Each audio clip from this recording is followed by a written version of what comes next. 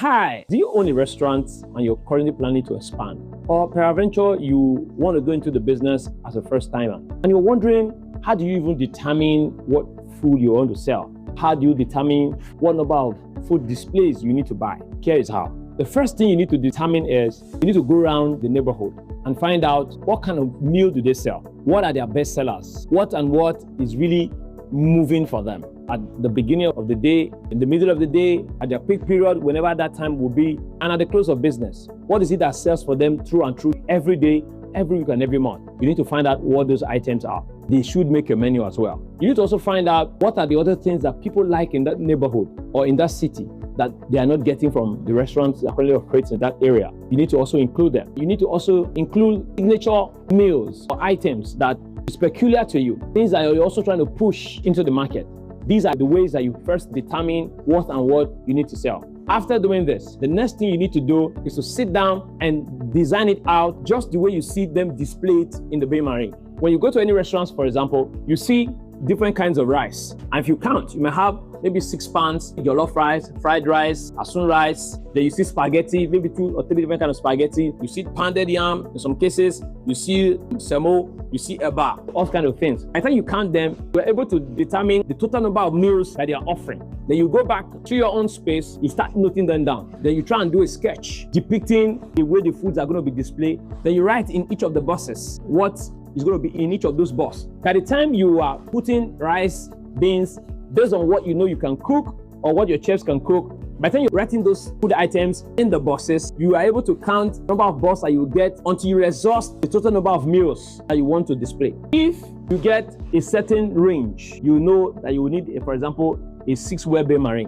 You get a certain range as well, you know that you need to get a 5-way bain-marie, depending on the type or the size of pan that you want to use. Now, what do I mean by size of pan? If you go into a restaurant and you see the food display, you will discover that the pan that is holding, let's say beef, for example, is probably smaller than the pan that is holding chicken. The one that is holding chicken is probably smaller than the one that they put their jollof rice. The pan that is holding jollof rice is probably smaller than the one that is holding fried rice. These food displays makes use of different pan sizes. So the number of pan size that the bain-marie can take, if it is, for example, if it is a pan 1, a pan 1 is the biggest pan. A 6-way bain-marie can only take 6 pan 1 sizes. Pan 1 can be further splitted to take maybe 2 smaller pan of pan 2 and 4 of pan 3 and so on and so forth. Again, you need to be able to determine that, okay, because jollof rice is very popular in Nigeria, then I must use a pan 1, the biggest pan, for jollof rice. Fried rice is the next popular meal. Maybe I use another pan 1 for fried rice. You can design it like that. By the time you start your business, you can begin to adjust. When you see that jollof rice is not really selling so much, it's asun rice that's selling, you can downsize the size for displaying jollof rice to pan 2. Why you upgrade the size of displaying asun rice to pan 1? If you are a newbie, you can see that these things experts need to take you through it. But if you own a restaurant, you probably will understand 100% what I'm talking about in this video. Are you building a supermarket or you want to invest in the business and you're wondering what are the equipment that you're going to need? Here are a list of the equipment that you need to buy if you want to open a supermarket. Number 1 is the gondola shelving or the gondola shelves. These are shelves you use in creating the aisle. They're double-sided and multi-layered. They are used for displaying goods of different types and to form aisles and demarcate your supermarket into different sections where you display different household items. Next thing you have is the end cap shelves. These are the shelves that are always positioned at the end of each aisle to the edge of the gondola shelves. They are always one-sided, also multi-layered, and they are used to display sometimes promotional items or items that are under special offers. The next equipment you also want to note is the wall racks. Wall racks are also multi-layered shelves. They are positioned against the wall. They are used to display different items as well. Then you also have display chillers and fridges. These are see-through or transparent glass chillers that you use in selling drinks and other cold items. This could be single door, they could be double doors, they could be very long wide chillers that have sliding doors. Then you also have the fresh food racks. These can be made of wood or steel. They are usually positioned in an inclined position. They're used for displaying fresh food items. Another one you also need to know is the wire mesh racks. These are lightweight racks that are used in displaying snacks, biscuits, and some other things that are lightweight. They also have another type of rack that you call the promotion or display racks. Usually positioned close to the entrance. They are average height or below waist height. These are the entrance so that customers are able to see what's on promotion and then what you're offering to your customers at a time. Another kind of equipment that you need is the checkout display counters. You know, those ones positioned by the cashier where they display candies, sweets, chocolates, and the rest of them. Another equipment that you're also going to need is the till, or the cashier computer systems. We call it till. It usually comes with a table that has like a sliding platform, comes with a stool for them to sit, and then it also comes with systems. Everything put together is what we call the cashier till, or the cashier area.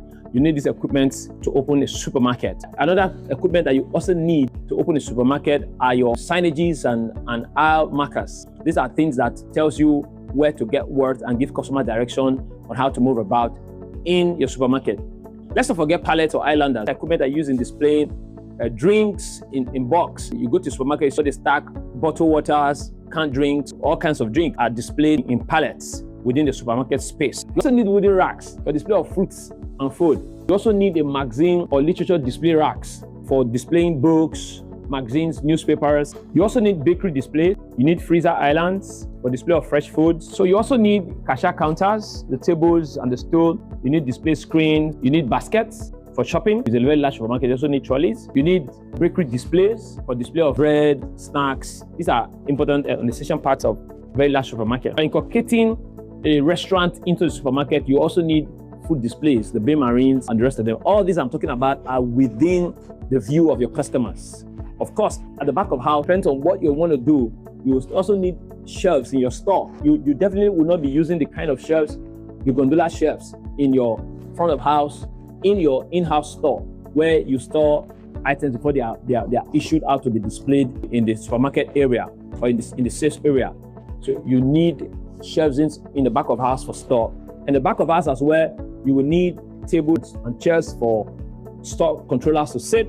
If you have a bakery, then you also need an oven, you need a mixer, you need sinks, you need extractors, you need chillers, you need freezers, you need ovens, you need bread mixers. If you're doing a cake, you probably need a cake mixer as well. Depends on what you're doing, really. Experts will be able to guide you further, depending on the scope and the size of the market that you want to open.